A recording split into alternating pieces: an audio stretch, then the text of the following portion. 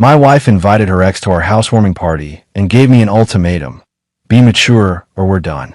So I shook his hand, looked him in the eye, and said 5 words that ended my 23-year marriage right there. My name is Dorian Carrington. I'm 47 years old, lead design engineer at Pinnacle Industrial Manufacturing in Charlotte. 23 years I've spent there, designing the steel frameworks that hold up warehouses and factories. Buildings that last.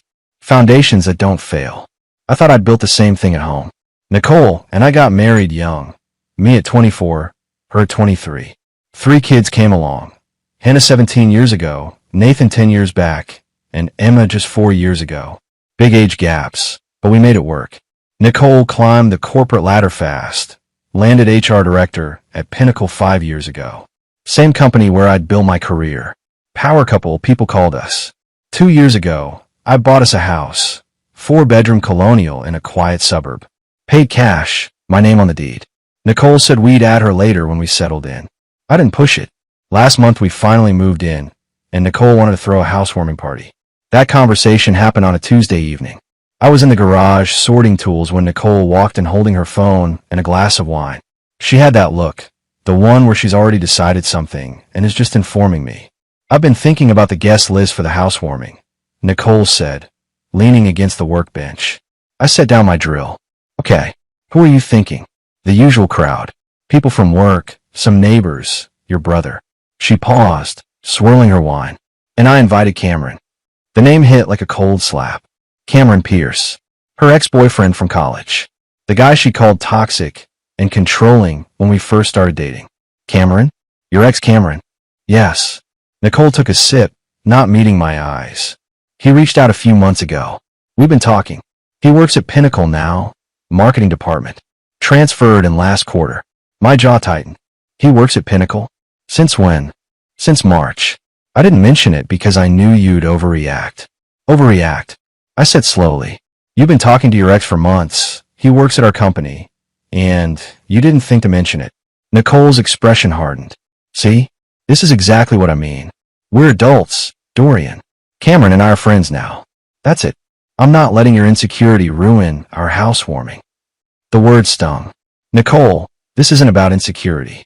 It's about respect. You're inviting your ex to our home without discussing it first. She set the glass down with a sharp clink. I'm discussing it now, and I need you to be mature about this. Cameron is coming. If you can't handle that, then maybe we need to reconsider a lot of things. There it was. The ultimatum, delivered with the same cold precision she used when firing someone at work. I stared at her, my mind racing.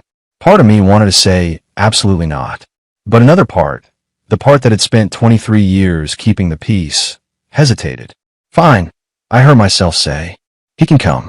Nicole's shoulders relaxed. Thank you. I knew you'd understand. She walked back toward the house, leaving me with a sick feeling in my gut.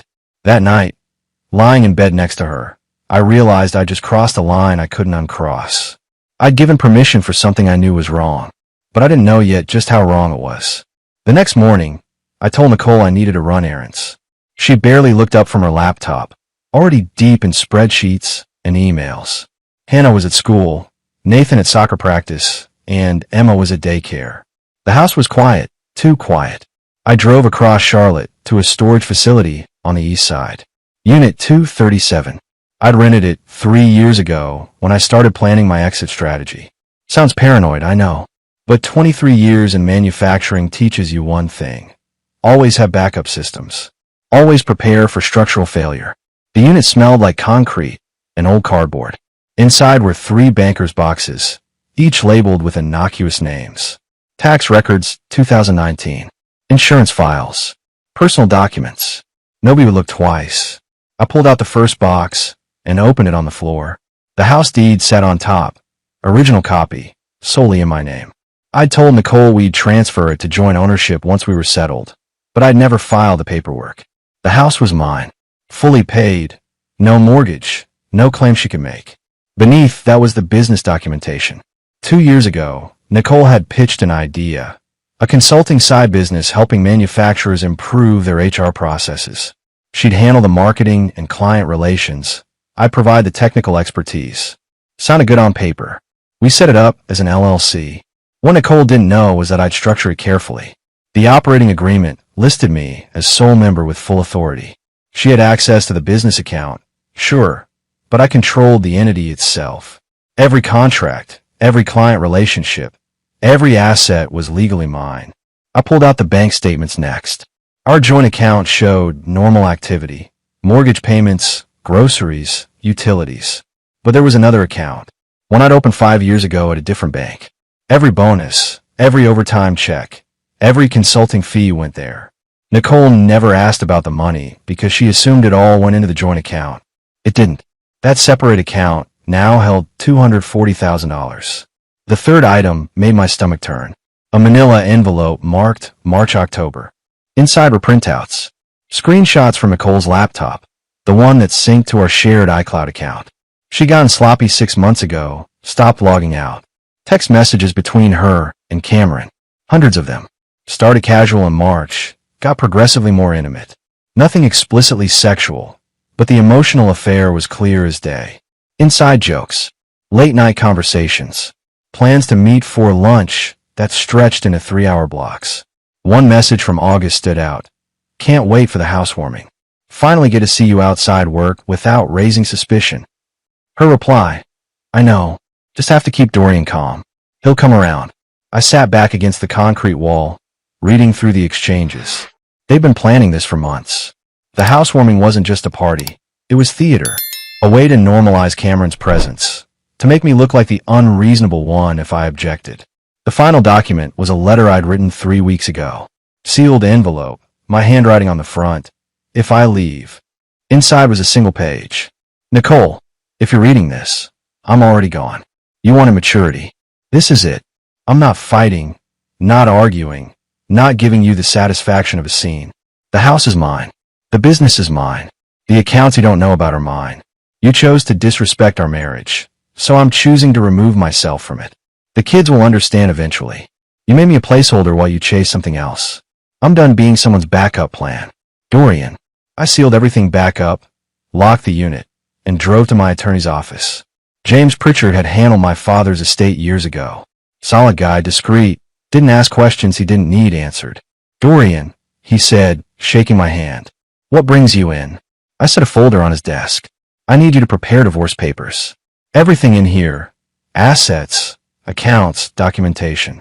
I want them ready to file, but don't file yet. I'll tell you when. James opened the folder, skimmed the contents, and let out a low whistle. You've been planning this. Just being prepared, I said. Can you have everything ready by next Friday? Absolutely. He closed the folder. Dorian, I have to ask. Are you sure about this? I thought about Nicole's face last night. The cold dismissal. The ultimatum. The complete lack of respect for what we'd built. I'm sure, I said. That evening, I came home to find Nicole in the kitchen, excited about centerpiece ideas for the party. She showed me Pinterest boards, asked my opinion on color schemes. I smiled, nodded, played along. She had no idea the clock was already ticking. Friday evening, 3 days before the party, I was in the garage organizing boxes when Hannah appeared in the doorway. My 17-year-old daughter stood there with red eyes and her arms wrapped around herself like she was trying to hold something in. Dad, can we talk? Her voice shook. I set down the box I was holding. Of course. What's wrong? She stepped inside, closed the door behind her, and burst into tears. Not the dramatic teenage crying. This was deeper, raw. I pulled her into a hug and let her sob into my shoulder. Whatever it is, we'll figure it out, I said quietly. Hannah pulled back, wiping her face. I should have told you months ago. I'm so sorry, Dad. I'm so sorry. My stomach dropped. Told me what? She took a shaky breath. Back in May, I was at the mall with friends. We went to that coffee shop near the food court, and I saw Mom. She paused. She was there with a man. Not you. I kept my voice steady. What were they doing? Sitting really close. Laughing. And then, Hannah's voice broke again. He kissed her. On the lips. Not long. But it wasn't some friendly thing, Dad. It was wrong. The garage felt smaller suddenly. Did she see you? Yeah. She came over after he left. Told me it was complicated, that I was too young to understand adult friendships. She said you'd overreact if you knew, that it would destroy our family. Hannah looked at me with devastated eyes. She made me promise not to tell you. And I kept that promise for 6 months while it ate me alive. I pulled her close again. This isn't your fault. None of it. But I should have told you, she whispered. I knew it was wrong. I knew Mom was lying. But I was scared. Scared you divorce. Scared Nathan and Emma would blame me for breaking up the family. Hannah, look at me. I waited until she met my eyes. You were put in an impossible position. Your mother manipulated you. That's on her, not you. She wiped her face with her sleeve. The guy from the mall? Is it Cameron? The one she invited to the party? I nodded slowly. Hannah's expression hardened with anger I'd rarely seen from her. She invited him here? To our house. She did. That's disgusting. Hannah's voice went cold. What are you going to do? I thought about the documents in storage, the attorney preparing papers, the careful planning. I'm going to handle it. But I need you to trust me and not say anything to your mother yet. Can you do that? She studied my face, reading something there. You already knew. I suspected. You just confirmed it. Hannah was quiet for a moment.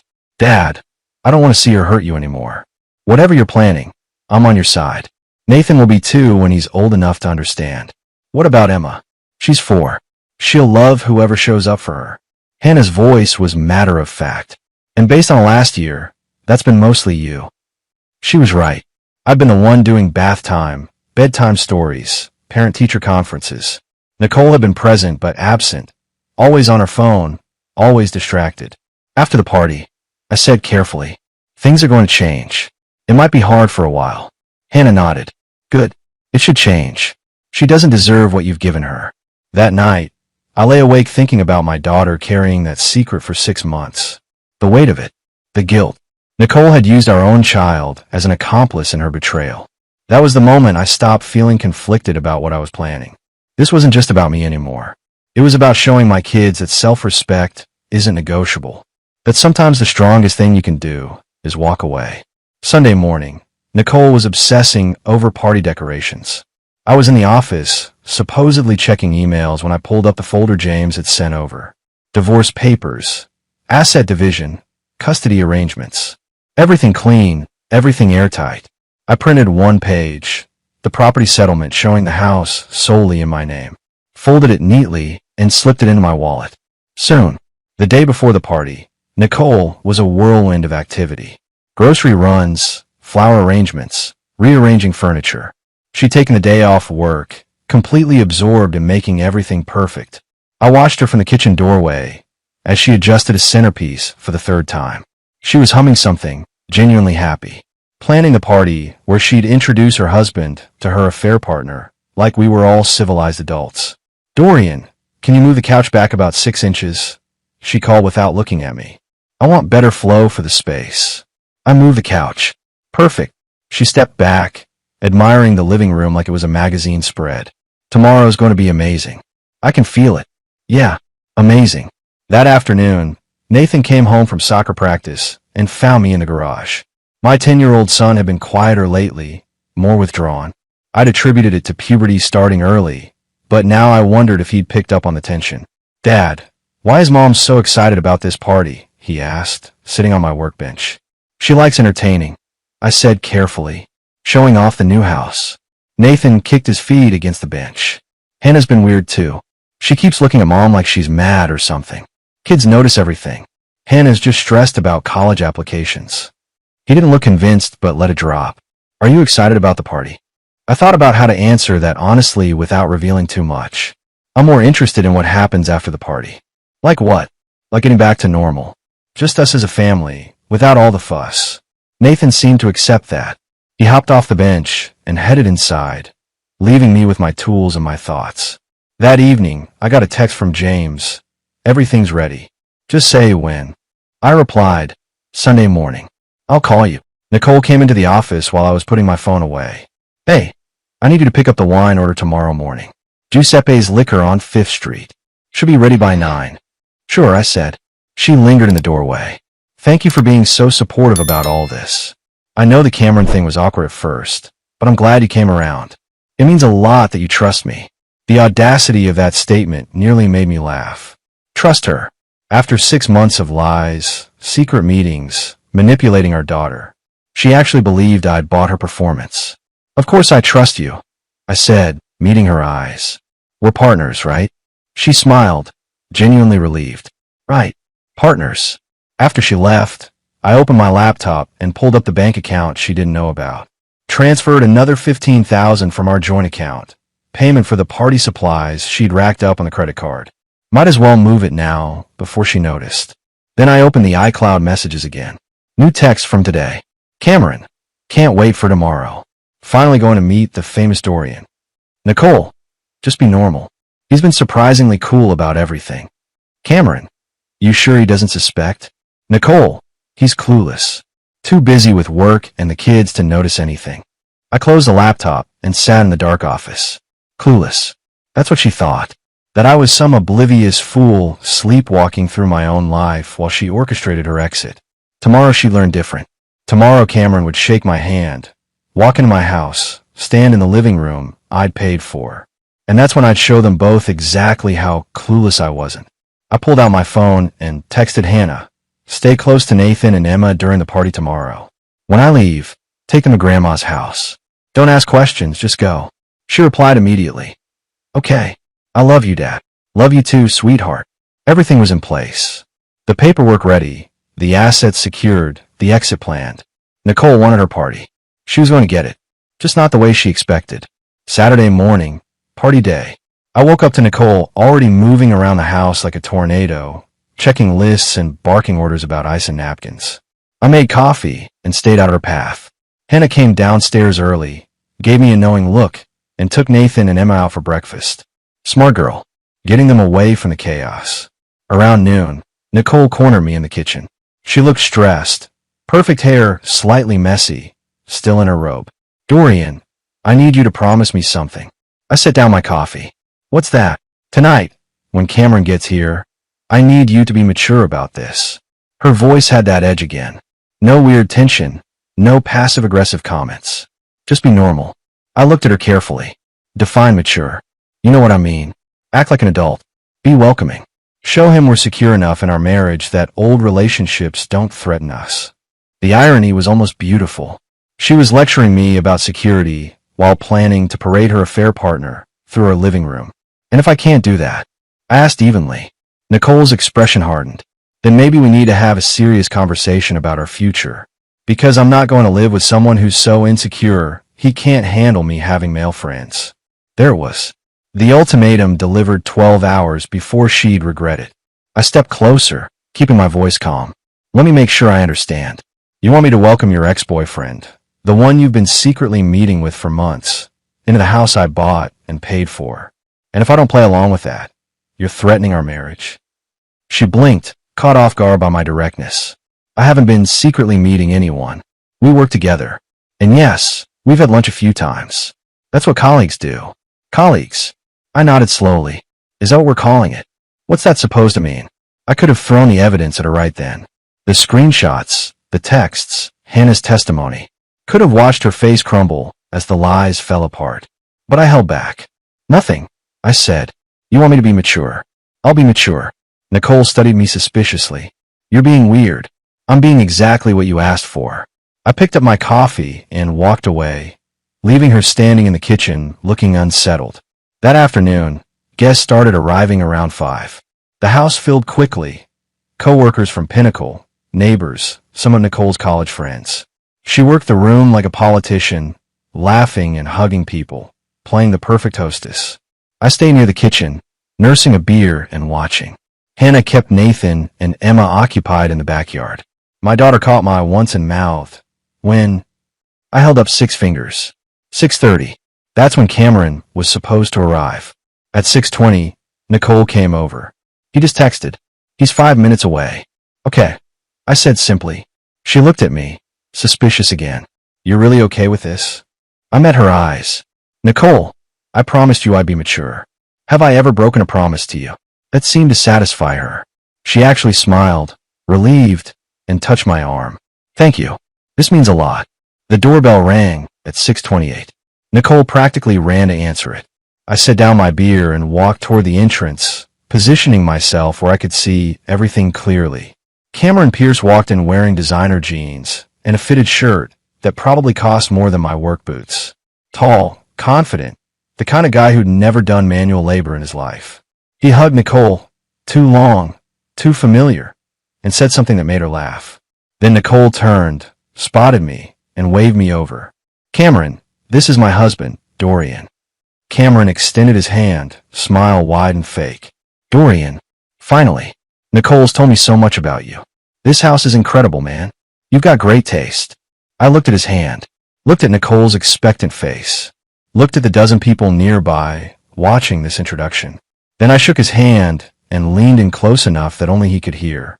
I'll never be mature about this, I said quietly. And she's all yours now. I released his hand and stepped back, speaking louder. Excuse me. I'm leaving. Cameron's smile froze. What? Nicole grabbed my arm, voice sharp with panic. Dorian, what are you doing?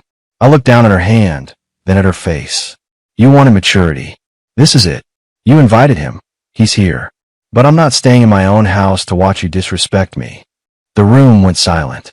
Conversations died mid-sentence. Someone's wine glass clinked against the table, absurdly loud in the sudden quiet. Nicole's face cycled through confusion, anger, fear. You're making a scene. No, I said calmly.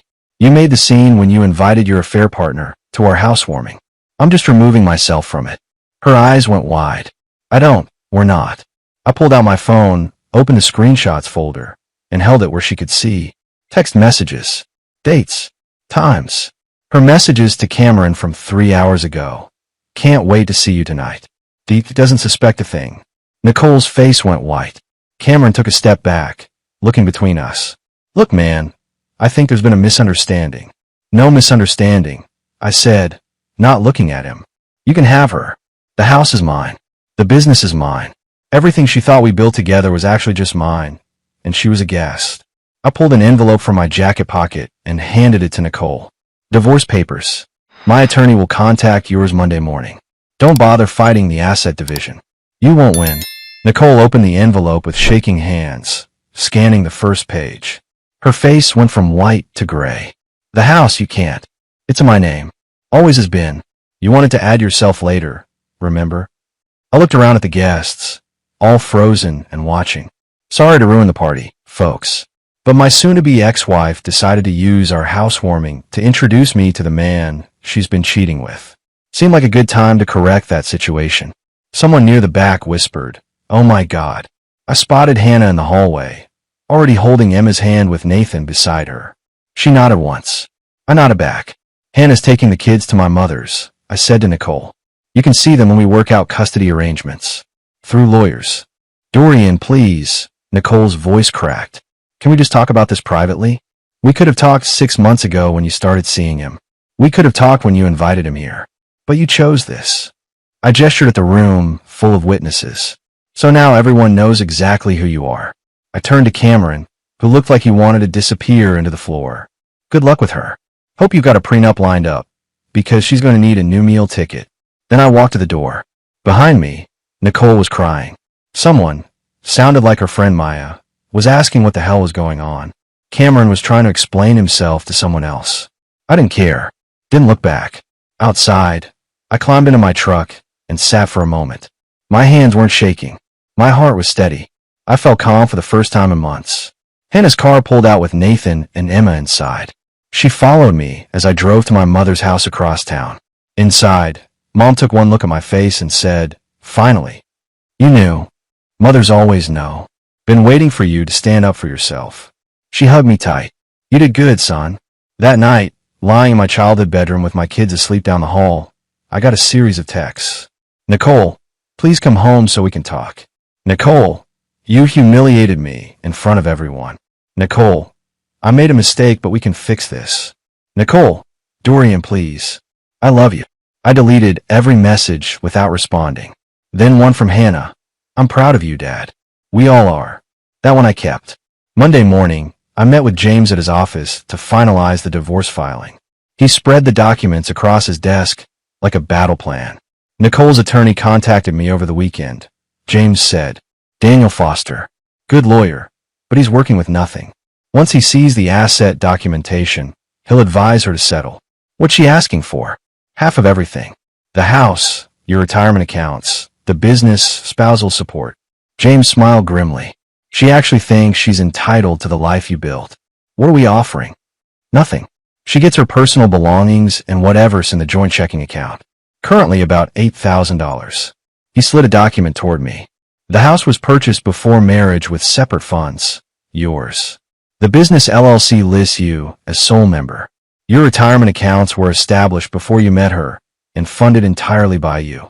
What about the kids? With Hannah's testimony about the manipulation and the affair evidence, we're asking for primary custody. Nicole gets supervised visitation until we establish she's not bringing Cameron around them. I signed the papers. How long until this is done? North Carolina requires a year's separation before divorce is final. But we can have everything else settled within 3 months if she doesn't fight. James leaned back. Dorian, I've been doing this 23 years. I've never seen someone plan an exit this thoroughly. You documented everything. I'm an engineer. I don't leave structural weaknesses. That afternoon, I got a call from Pinnacle's HR director. Not Nicole, but her boss, Patricia Vaughn. Dorian, I need you to come in for a meeting. It's regarding a personnel matter. What kind of matter?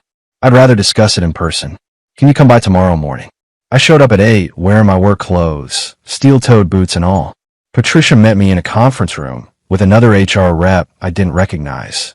Dorian, thank you for coming. Patricia looked uncomfortable. We've received multiple reports about an incident at your home this past Saturday. Reports that involve Nicole and Cameron Pierce. What kind of reports? That you accuse them both of having an affair in front of company employees and guests. She folded her hands. We need to understand what happened. I pulled out my phone and showed her the screenshots. This is what happened. My wife and a Pinnacle employee conducted an affair, including meetings during work hours. I have documentation of texts sent on company time, using company devices. Patricia's face went pale as she scrolled through the evidence. There's more, I said. Check Cameron's expense reports from the last 4 months. You'll find several lunches and dinners charged to the company. The person he was meeting with wasn't a client. The other HR rep was taking notes frantically. We take workplace conduct very seriously, Patricia said carefully. This will require an investigation. I'm sure it will. But I wanted you to know that I kept my personal life separate from work for months. Nicole chose to make it public by inviting Cameron to our home and forcing a confrontation. I stood up. I've given you everything you need. What you do with it is your decision. 2 days later, Cameron Pierce was terminated. Nicole was placed on administrative leave pending review. The rumor mill at Pinnacle was running overtime, but I kept my head down and focused on work. Hannah had moved into my mother's house with me, helping with Nathan and Emma. My 17-year-old daughter had become fiercely protective of her younger siblings. Mom called again, Hannah said Wednesday evening. Want to talk to us? What did you tell her? That we're not ready. Hannah's voice was hard. She made me lie for her for 6 months, Dad. She doesn't get to pretend that didn't happen. Nathan was quieter, processing everything in his own way. I found him in the garage Saturday afternoon, sitting on my workbench. Dad, are you and Mom getting divorced? I sat down next to him. Yeah, buddy. We are. Because of Cameron. Because your mom made choices that broke our family. Cameron was part of it, but it's bigger than just him. Nathan kicked his feet against the bench. Is it my fault? No. I put my arm around him. None of this is your fault. Not yours. Not Hannah's. Not Emma's. This is between adults who couldn't keep their promises to each other. Are we going to be okay? We're going to be better than okay. It might take some time, but we'll figure it out together. 3 weeks after the party, I got the call I'd been dreading and expecting in equal measure. Mr. Carrington, this is Dr. Patricia Reynolds from Charlotte Family Services. I've been assigned to conduct the custody evaluation for your case. We met at her office the following Tuesday. Dr. Reynolds was mid-50s, professional, with the kind of eyes that saw through nonsense. Tell me about your marriage, she said. I walked her through everything. The timeline, the affair, Nicole's manipulation of Hannah. I showed her the documented evidence, screenshots, bank records, Hannah's written statement. And the night of the party, Dr. Reynolds said, some might say that was a dramatic way to handle the situation. Maybe, but I wasn't going to let my children grow up thinking it's normal for a spouse to disrespect you in your own home. I met her eyes. I wanted them to see that self-respect isn't negotiable, that sometimes the strongest thing you can do is walk away, even at a party, in front of everyone. Especially then, Nicole chose that setting. She invited her affair partner to our housewarming, put me in a position where I either accepted the humiliation or stood up for myself. I chose the latter. Dr. Reynolds made notes. I'll need to interview the children separately. And Nicole. Of course. The interviews happened over the next 2 weeks. Hannah went first and came out looking relieved. I told her everything. About seeing them at the mall. About Mom making me keep secrets. Nathan's interview was shorter. He told Dr. Reynolds that he wanted to live with me because Dad's always been there. Emma, at 4 years old, mostly talked about her stuffed animals and the swing set.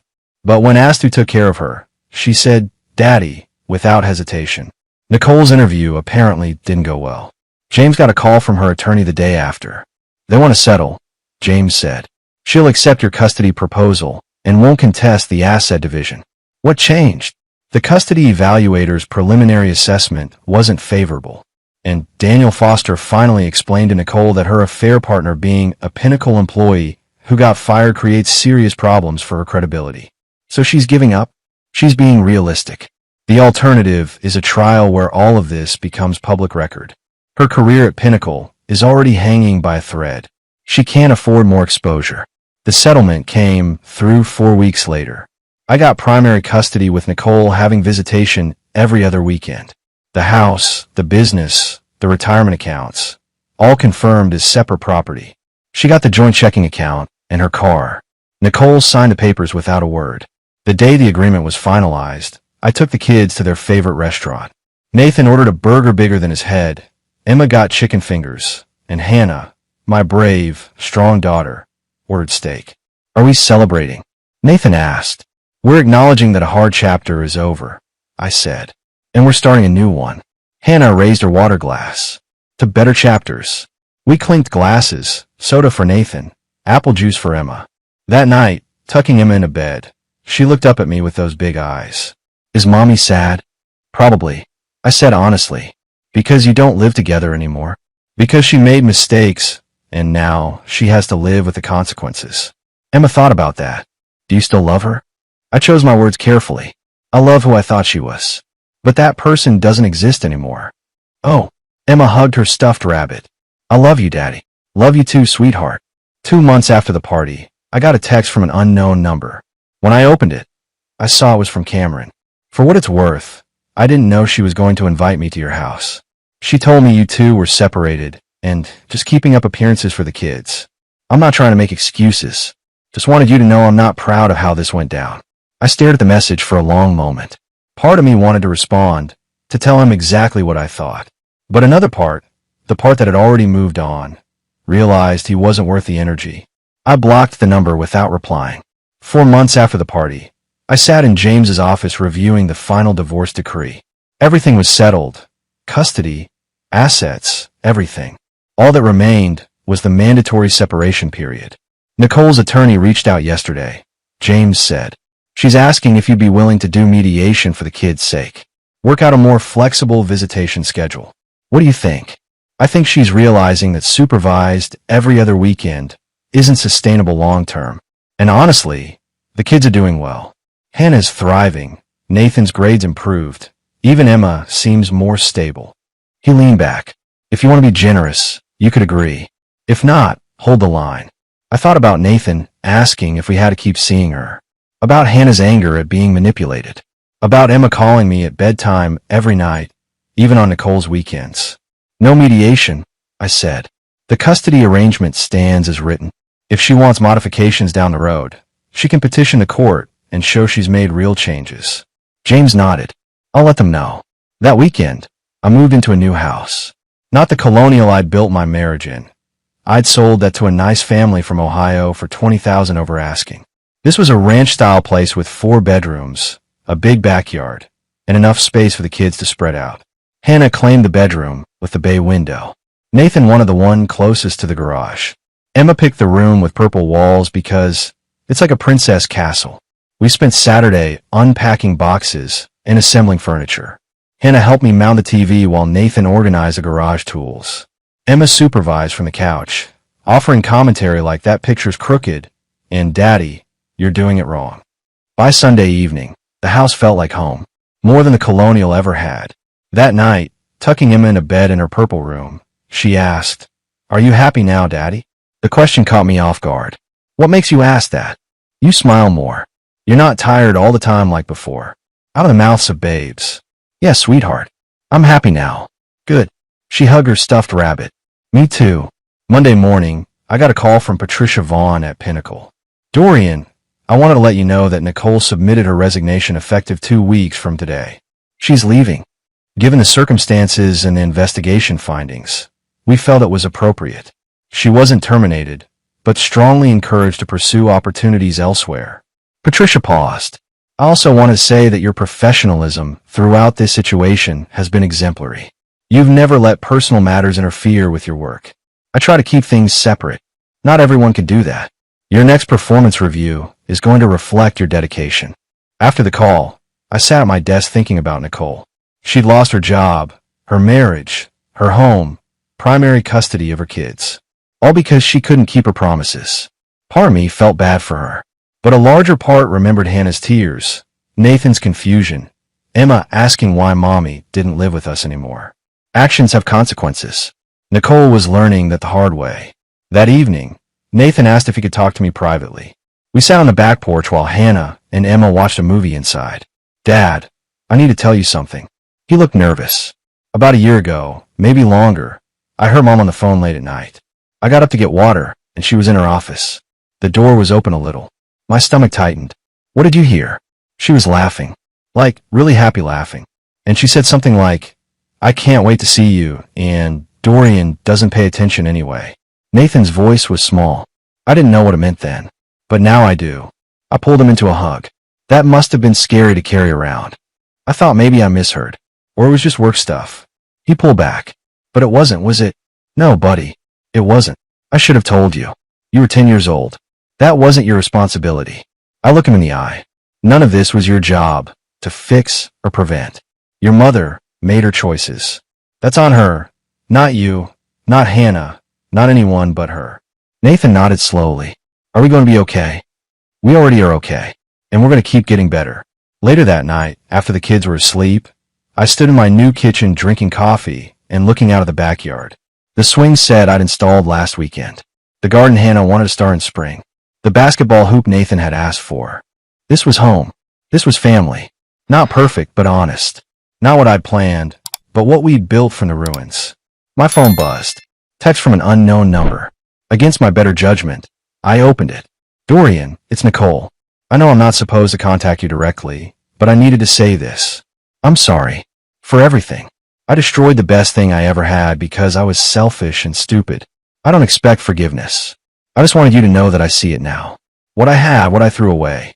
I hope someday the kids can forgive me. I understand if you never do." I read it 3 times. Thought about responding. Thought about all the things I could say, the accusations, the anger, the pain. Then I deleted the message and blocked the number.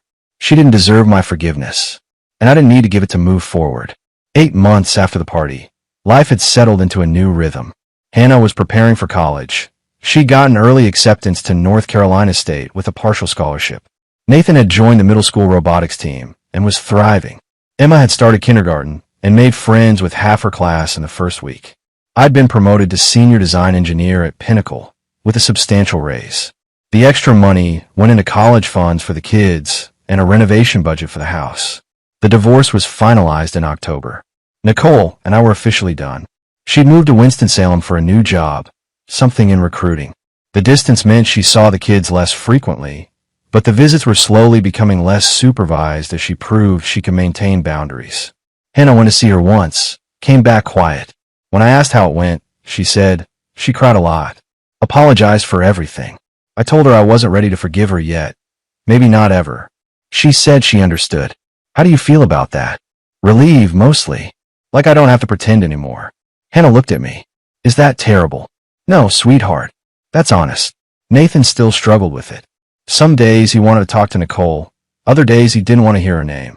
I let him process at his own pace, kept him in therapy, and made sure he knew I was there whenever he needed to talk.